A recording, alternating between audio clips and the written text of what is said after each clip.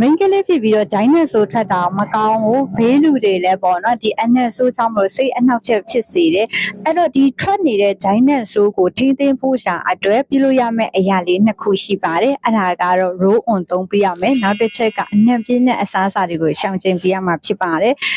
ဈေးဝယ်ထဲမှာဆို roll in တွေအများကြီးရှိပါတယ်ယူရိုကြိုင်းတိတက်တဲ့ roll on လေးကိုအသုံးပြုပေးပါဒါဆိုရင်ပေါ့နော်အနက်ဆိုးတွေကိုသူကထိန်းပြတာဖြစ်ပါတယ်မျက်စိမှာဆိုရင်ရရှိနိုင်တဲ့ roll on လေးတွေကိုပြပေးသွားမယ်ပထမဆုံးအနေနဲ့မျက်စိမှာဆိုရင်ဒီကျူပလက်ကနေထွက်ရှိထားတဲ့ခရမ်းရောင်လေးနဲ့ပန်းရောင်လေးနှစ်မျိုးရရှိနိုင်ပါတယ်နောက်တစ်ခုကပလဲမြေပြားပလဲလေးပေါ့နော်ဒါလေးဆိုအနံ့တင်းတင်းလေးမျက်စွငယ်ငယ်လေးကသုံးလာတဲ့အဲဒီ roll on လေးပေါ့နော်ဒါလေးတော်တော်ကြိုက်ပါတယ်ဒါလေးလည်းရရှိနိုင်ပါတယ်တော့ country ပေါ့နော်ဒါရှေးလူကြီးတွေအကြိုက်တိုင်လူကြီးရောလူငယ်ရောကလေးကိုအသုံးပြုလို့ရပါတယ်အမျိုးသားအမျိုးသမီးသုံးလို့ရရဲ့ဂျိုင်းနဲ့ဆိုထိမ့်ပြဒီရိုးဝင်လေးတွေကိုအသုံးပြုပေးလိုက်မယ်ဆိုရင်ဂျိုင်းနဲ့ဆိုထွက်ခြင်းကိုထိမ့်ပြရဲ့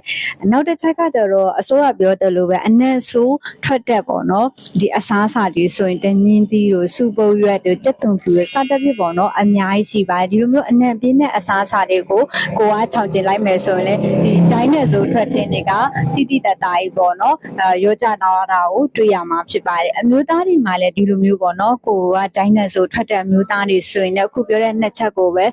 တိချာလေးလိုက်လို့ပေးပါအနံပြင်းတဲ့စားစားရုံမစားနဲ့ရိုးအွန်လူကိုအမြဲလိုသုံးပေးပေါ့နော်အဲ့တော့အမျိုးသားတွေအတွက်အရန်ကိုရှားပါပစ္စည်းဖြစ်တဲ့ရိုးအွန်လေးတရားလေးလည်းမျက်စိမှာရရှိနိုင်ပါတယ်အားလုံးပဲစမတ်တက်တာလှနိုင်ကြပါစေနော်ဘိုင်ဘိုင်